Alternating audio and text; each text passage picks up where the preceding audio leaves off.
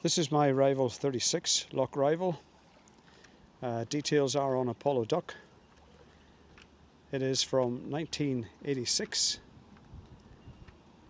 The sales are from 2022 by Saunders Sales, who've made all my sales for me in this boat and other boats.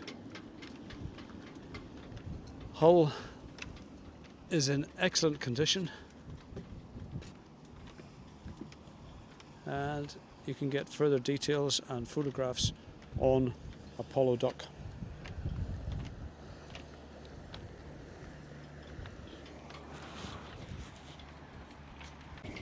On the deck, covers over the escape hatches for the moment, just to keep the sun off the furniture on the inside, but the lens in the escape hatches have been replaced.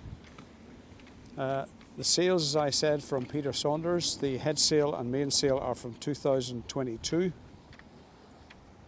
There is a 60-watt solar panel that keeps the domestic batteries topped up.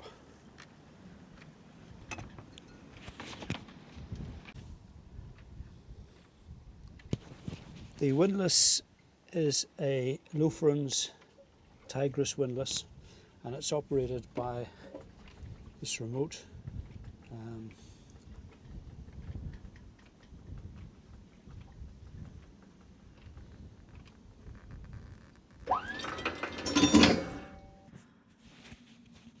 And the saloon, port side, bottom of the companionway, we have the galley, navigation table to the starboard, and forward of that we have the saloon central table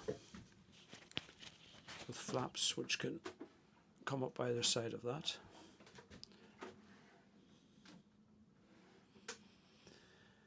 Storage space above the seating, and of course on the Rival 36 we have the two extra berths which pull out from here and clip on to these supports at either end of the seats, and similarly on the port side. All the lighting, I should say, is been replaced by LEDs, as have the navigation lights on the boat, except of course for the steaming light, which doesn't require LEDs because it's only on when the engine's running. Just here is inside that is the connection box for the electrics coming down from the mast to get to the switchboard. The doors just forward of the saloon, the door going into the forepeak closes, as does the door aft of that, sealing off the saloon from the heads so that there's reasonable space in the heads. And in the heads we have a lavag toilet for which all of the tubing has been replaced. At the sink we have a shower unit which drains into the bilges by the use of this switch. Hot and cold water and a manual pump located here, and storage space behind the sink for odds and sods, and underneath the sink we have again some storage space, and we have two of the Blake's seacocks located, and they are serviced annually.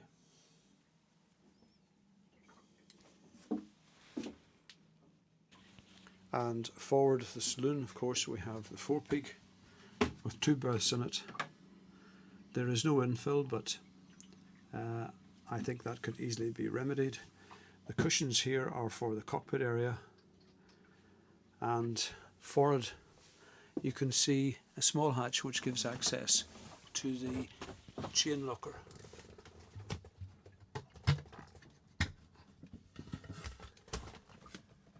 There's 40 metres of chain on a 35 kilogram anchor. Inside the boat, companionway, the galley, just to the port side of the companionway, there is lots of storage space. And behind the cooker is the gas isolation switch. And there is a fridge with a small freezer box at the top. The cooker is a 3-ring cooker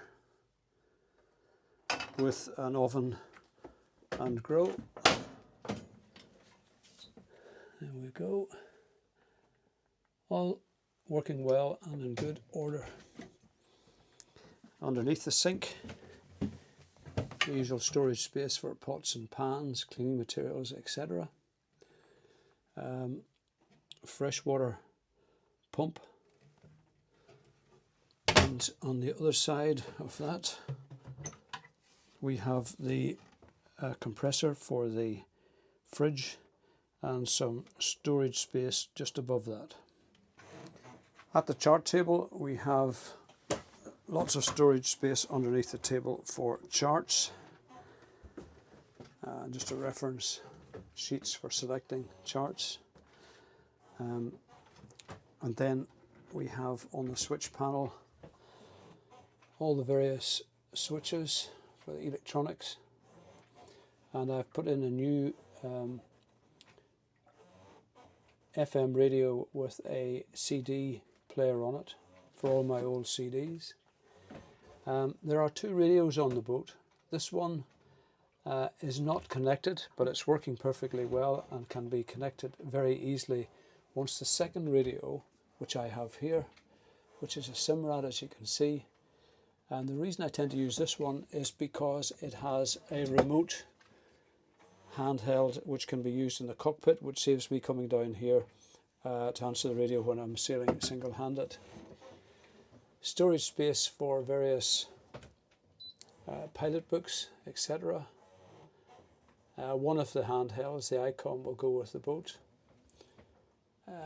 Navigation tools, and the B&G Vulcan 7 with AIS, as you can see.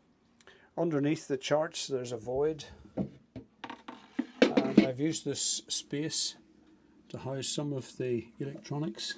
I can just switch on a light. Here we have the regulator for the solar panels which keep the domestic batteries topped up. This is a DC distribution box, and this is a little gadget called a Yacker which converts NMEA into Wi-Fi, which my laptop then picks up where I run Navionics, and I can get AIS. And I get the AIS from the Digital Yacht AIT 2000 and also the Digital Yacht Splitter, which allows me to use one aerial for both AIS and the VHF radio.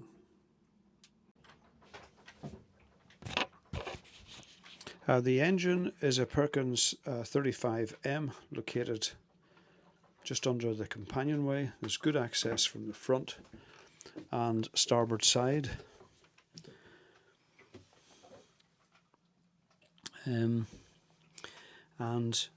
from the quarter berth, which folds away, there's good access to the side of the engine and into the back. Now the gearbox, coupling, shaft, stern tube seal, cutlass bearing and prop have all been replaced since I got the boat. There's the primary, secondary fuel filters, and the fuel tank, which is located behind the engine, is a 40-gallon fuel tank with the inspection hatch on the side of it.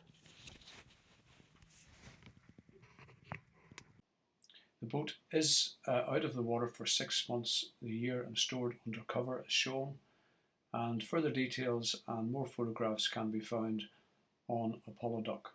Thank you for watching.